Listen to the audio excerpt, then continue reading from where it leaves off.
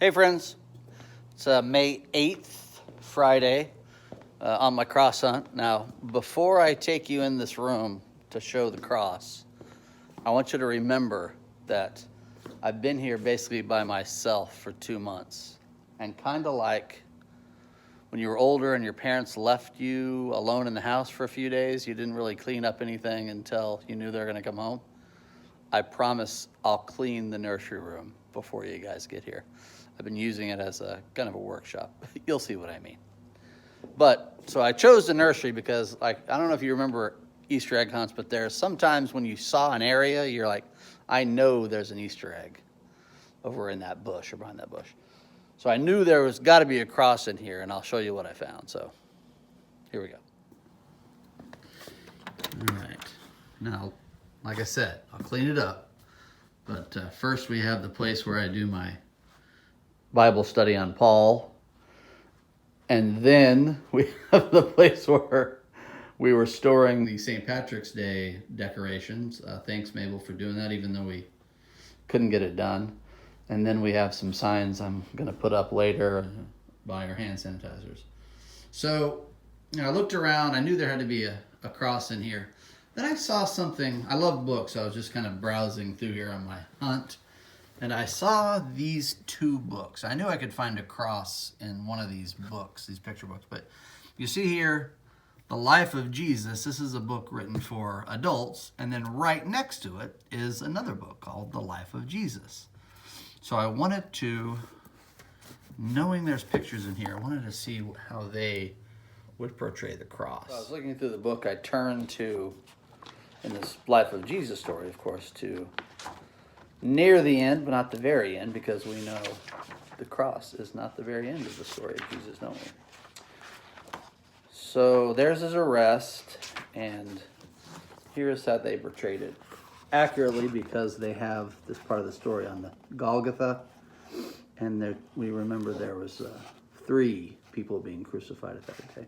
Jesus in the middle, and he saves and talks to these criminals by him, and one accepts and one doesn't. But this got me to thinking how can I put this? How Jesus is truly for the entire world, for everyone, where came to go to the cross and die in order for us to realize the truth of the universe, that it's made of love and God is pursuing us and wants us to come to God. So, it's our part of the duty of those that follow the way of Jesus that we take that way of life out into the world. It also makes me think of the importance of being childlike, having childlike wonder at the love of God and how it never ends and how we're forgiven. But also in the created world and in relationships, we've got to guard ourselves, and our relationship with God can do this, guard ourselves from boredom and being in a rut and expecting the same thing every day. We can expect transformation and newness, and that's one of the promises of the gospel of Jesus Christ. And central to that is the image of the cross, where the world is transformed. At the cross, where the cross to the grave, where we're transformed if we follow that promise. So in the being inspired by the idea of being childlike, I found this. One of our poems is another one. It's another one by Gerard Manley Hopkins. This one is called As Kingfishers Catch Fire, Dragonflies Draw Flame. So I don't know if you remember as a kid, hopefully you do, being in awe of birds and dragonflies. And I remember, although they're not as pretty as birds and dragonflies, I just remember seeing the world that's underneath a rock. If you remember that, you lift up rocks and there's all kinds of critters and little nests of things and a whole world underneath there. In El Paso, where I grew up, there's mostly desert. So if you found a rock, you turned it over, that's where moisture would kind of gather and conglomerate. And you could find, all kinds of little bugs and things came to get the moisture that they could. So I loved turning over rocks and seeing what was underneath. So If you imagine being amazed by all the colors in nature, that is at the root of this poem. So here we go. As kingfishers catch fire, dragonflies draw flame. As tumbled over rim in roundy wells, stones ring, like each tucked string tells. Each hung bell's bow, swung, finds tongue to fling out broad its name. Each mortal thing does one thing and the same, deals out that being indoors each one dwells. Selves goes itself, myself it speaks and spells, crying what I do is me, for that I came. I say more, the just man justices, keeps grace, that keeps all his goings graces. Acts in God's eye what in God's eye he is, Christ. For Christ plays in 10,000 places, lovely in limbs and lovely in eyes, not his, to the Father through the features of men's faces. This is what Roger Houston has to say about that poem. Hopkins' rhythmic alliteration is so strong in the first line of this glorious sonnet that it can have the effect of your favorite song. You may find it difficult to get out of your mind. And that's the title. As kingfishers catch fire, dragonflies draw flame. The octave lays out creation for us and says that every single thing, even a stone tumbling down a roundy well, the poet is permitted to make up his own words. E. Cummings did this as well. Sings out its true name with everything it does. The word selves in the 7th line is used as a verb. Every mortal thing makes itself in everything it does. A mortal thing makes itself in what it does. Remember that when I talk about prayer life. The sextet addresses the human world in the same terms. The just man spreads his justice in the world simply by being who he is. Christ is the pure essence of who we are, and that essence, if only we have the eyes to see it, shines out of every human face. In this poem and Roger's reflection is a bold claim that Christ is within us and we can become like Christ. Not only is Christ within us, the next claim I think is obvious if you understand the scriptures, that's how we're created. We don't make up the potential Christ in us. We don't get it from outside when we go to church. It's brought out of us, that it's already there. We're created with that seed in us. And these metaphors that we use that connect with spring and growth and newness in the spring are very telling, and it shows us in metaphor what is possible for us in a relationship with God. And the newness and the transformation of, I've said many times in sermons, is not reserved for the young.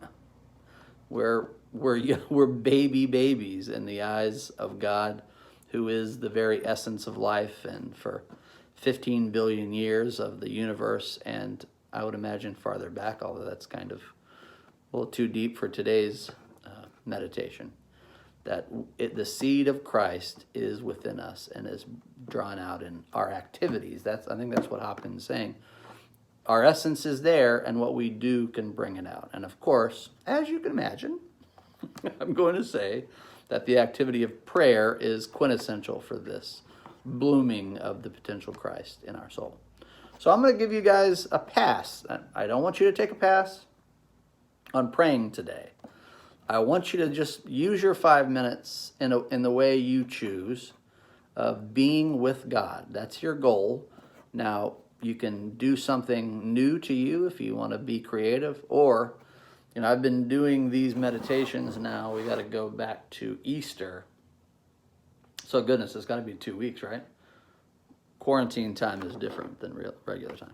But one of the ones going back to the day after Easter Monday is when I started doing this different type of meditations about prayer. So go back and find one that you liked if you remember one you liked. or just do one that you make up, or you could even do some research. But I urge you to continue to do it. And if you haven't done your prayer time, you've just been listening, forgive yourself. God loves you, and do it today.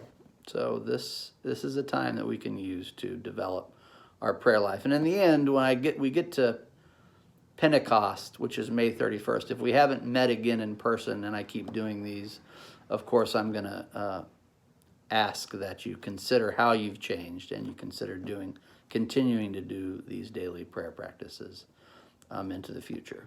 Your relationship with God, Jesus through God, will be transformed, and it will be a blessing to your life and the life of your family, community, and world. So we're in negotiations with the church council and talking to the denomination about when we will meet again in person. So we'll keep your eyes on emails or these video meditations or postcard mailings. We'll be sure to do that when we decide for sure when we're meeting again.